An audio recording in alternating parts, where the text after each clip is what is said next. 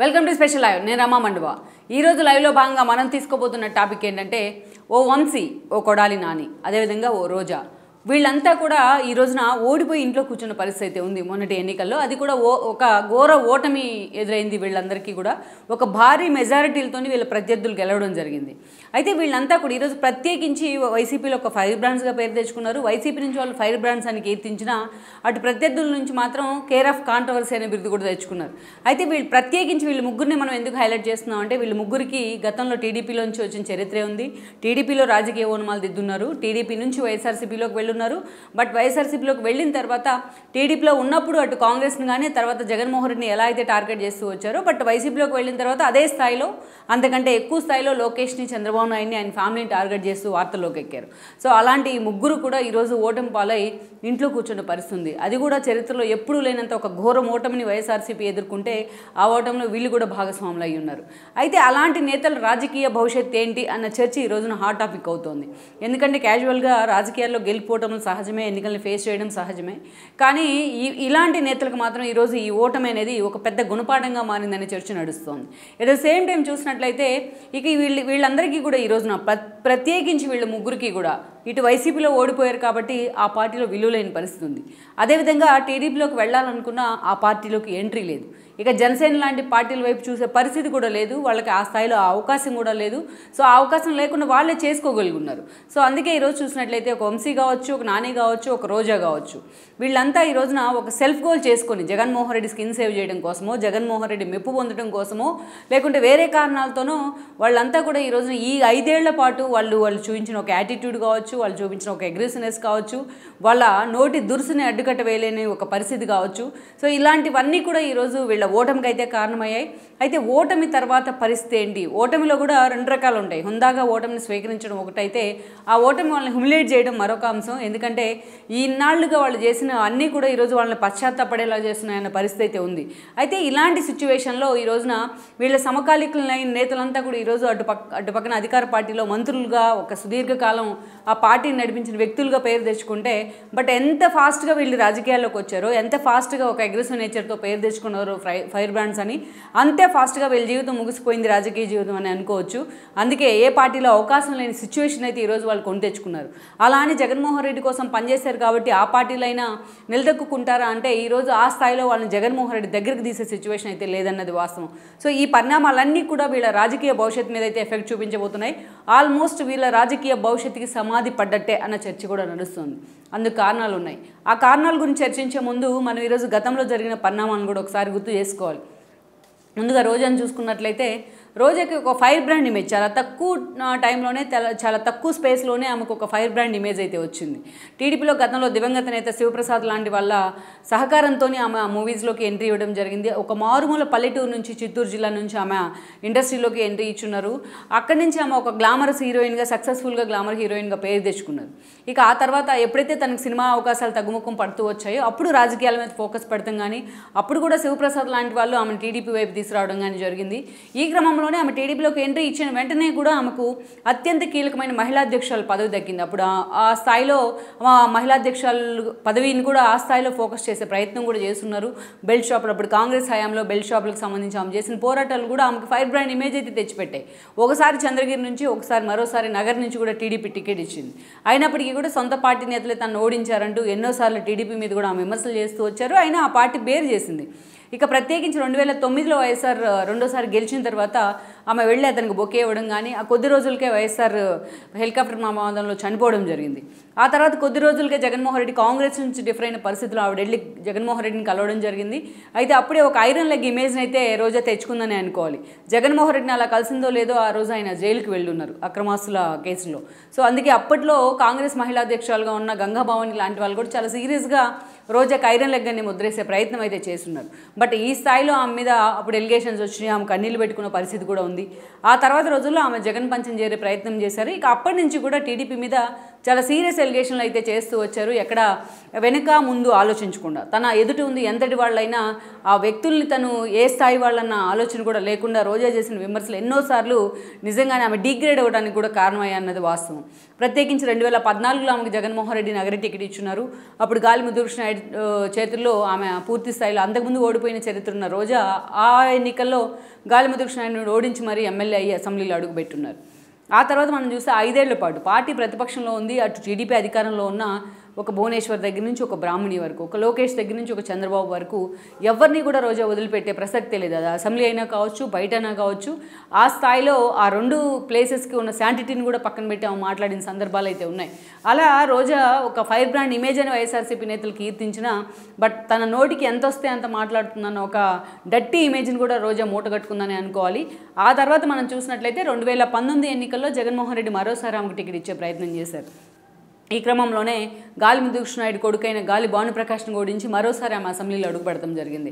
So అడుగుపెట్టిన వెంటనే ఆమెకు ఏపీఐసీ చైర్పర్సన్ పదవి ఇచ్చున్నారు. మంత్రివర్గంలో 2.5 ఏళ్ల తర్వాత మళ్ళీ ఆమెను మంత్రివర్గంలో కూడా తీసుకున్నారు జగన్మోహన్ రెడ్డి. సో ఒక టూరిజం శాఖ మినిస్టర్గా ఆమెని నిలబెట్టడం జరిగింది జగన్మోహన్ రెడ్డి. అప్పటి నుంచి మనం చూసినట్లయితే తన టూరిజం శాఖ కంటే, తన నగరీ కాన్స్టిట్యున్సీ కంటే, తన మంత్రి పదవి కంటే, తన మంత్రి పదవి విషయంలో ఉన్న అవగాహన కంటే రోజా ప్రత్యర్థుల మీదే ఫోకస్ ఎక్కువగా పెట్టే ప్రయత్నం చేశారు. అటు టీడీపీకి తోటి ఇటు పవన్ కళ్యాణ్ కూడా టార్గెట్ చేయడంలో, వ్యక్తిగతంగా కూడా టార్గెట్ చేయడంలో రోజా ముందుండేవాళ్ళు. ఎప్పుడైనా సరే ఒక స్థాయి దిగి విమర్శలు చేయాలి, అటు పవన్ కళ్యాణ్ కానీ, ఇటు చంద్రబాబు నాయుడిని కానీ, అటు లోకేష్ని కానీ అనుకుంటే రోజానే ముందు పెట్టి జగన్మోహన్ రెడ్డి మాట్లాడించిన సందర్భాలు ఉన్నాయి. బహిరంగ వేదికల మీద కూడా ఇదే విషయం చాలాసార్లు స్పష్టమైంది. సో అలాంటి రోజా ఈరోజు నగరి నుంచి మరోసారి పోటీ చేస్తున్నారు. సొంత పార్టీలోనే పెద్దిరెడ్డి లాంటి వాళ్ళతో ఆమెకు విభేదాలు ఉన్నాయి, ఆ ఇష్యూస్ ఉన్నాయి. సో ఈ రోజున ప్రత్యర్థి పార్టీలు అవసరం లేదు, సొంత పార్టీ నేతలే రోజా ఓటమికి సగం కారణమయ్యారు కూడా.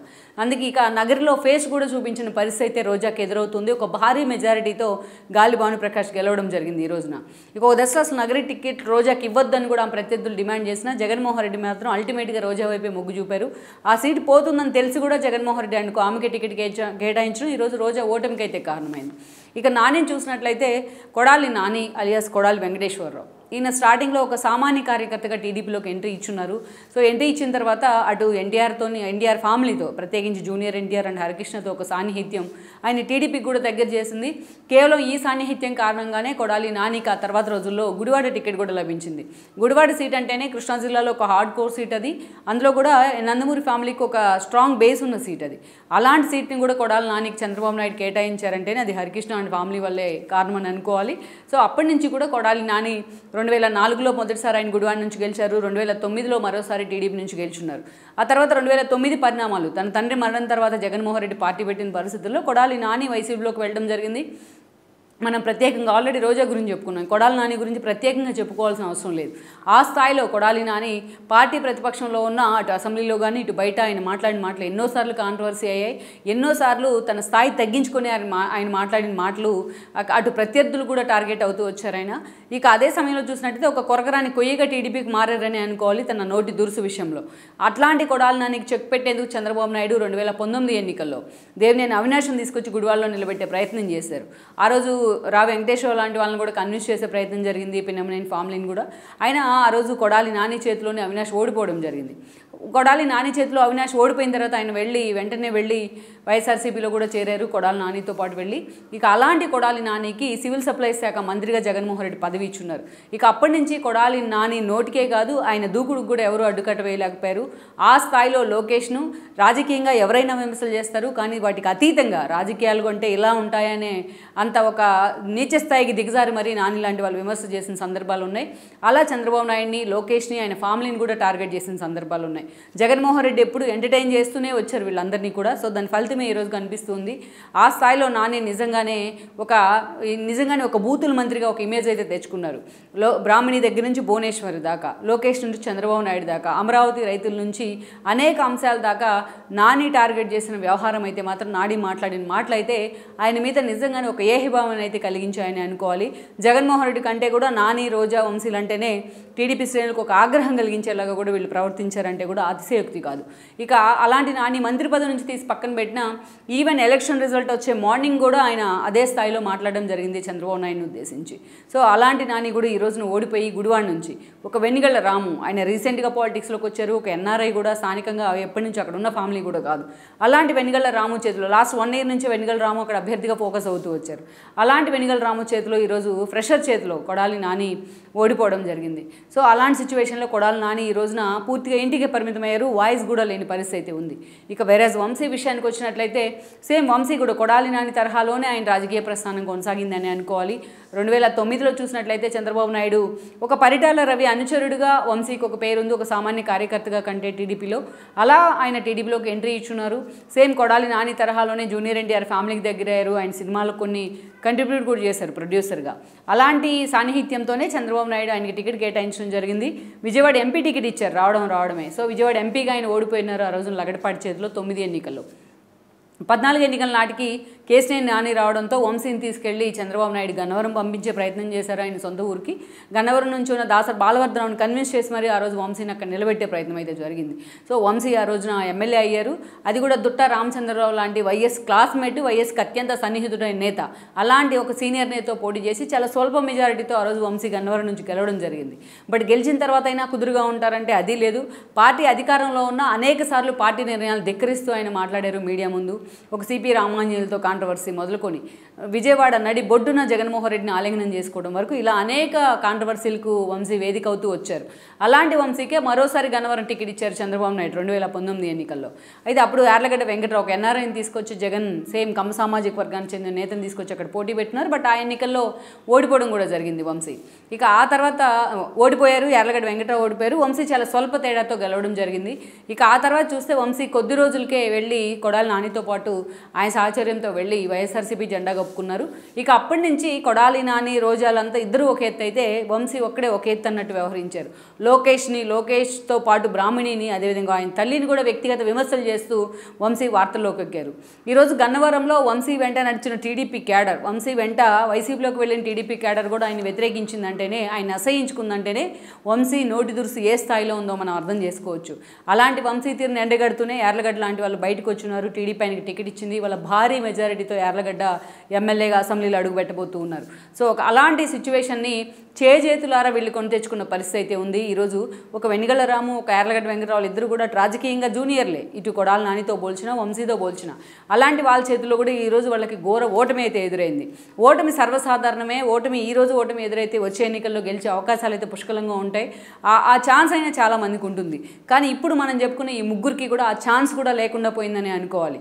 అసలు వైఎస్ఆర్సీపీనే జగన్మోహన్ రెడ్డి ఈరోజు గెలుచుకున్న 11 సీట్లలో ఎంతమంది ఆయనతో ఉంటారు, ఎంతమంది వెళ్తారు, ఆ నలుగురు ఎంపీలో ఎంతమంది బీజేపీ వైపు చూస్తున్నారు అనేది ఒక హీటెడ్ సిచ్యువేషన్ ఉంది ఇప్పుడు వైఎస్ఆర్సీపీలో. జగన్మోహన్ రెడ్డి మీద ఏకంగా బొత్స లాంటి వాళ్ళే బయటకు వచ్చి విమర్శలు చేస్తున్న పరిస్థితి అయితే ఉంది. ఈ రోజున ప్రెస్ మీట్ పెట్టే ఏకంగా జగన్మోహన్ రెడ్డి తీరు వల్లే మేము ఓడిపోయామంటూ కూడా అలాంటి వాళ్ళు మాట్లాడుతున్నారు. ఇంకా బయటికి రావాల్సిన వాళ్ళు ఎంతమందో ఉన్నారు. అలాంటి సిచ్యువేషన్లో ఈ ముగ్గురు పరిస్థితి ఏంటి అనేది ఒక పెద్ద క్వశ్చన్ మార్క్. ఈవెన్ బొత్స లాంటి వాళ్ళు, ధర్మాన్ లాంటి వాళ్ళు రిజైన్ చేసి బయటకు వస్తే వాళ్ళకి ఒక టీడీపీనో, ఒక జనసేన లాంటి పార్టీలు ఆప్షన్గా, లేకపోతే షర్మిల లాంటి కాంగ్రెస్ పార్టీలను ఆప్షన్గా ఉన్నాయి. వీళ్ళ ముగ్గురికి ఆప్షన్ కూడా లేదు. అటు పవన్ కళ్యాణ్ని, ఇటు చంద్రబాబు నాయుడిని టార్గెట్ చేసే క్రమంలో ప్రజలు కూడా వీళ్ళని అసహించుకున్న పరిస్థితుల్లో పూర్తిగా తమ ముఖాలు కూడా ఈరోజు ఫ్యామిలీ మెంబర్స్కి కూడా చూపించుకోలేని పరిస్థితి ఉంది. అలాంటి సిచ్యువేషన్లో టీడీపీకి వెళ్దామంటే అవకాశం లేదు, ఆ ఛాన్సే లేదు. జనసేనకి వెళ్దామంటే ఆ వీలు లేదు. అలాగని వైసీపీలో ఉందామంటే ఆ వాల్యూ కూడా లేదు. ఎందుకంటే ఓడిన నేతల్ని, గెలిచిన నేతలనే దగ్గరికి తీసే పరిస్థితి జగన్మోహన్ రెడ్డి దగ్గర లేదు.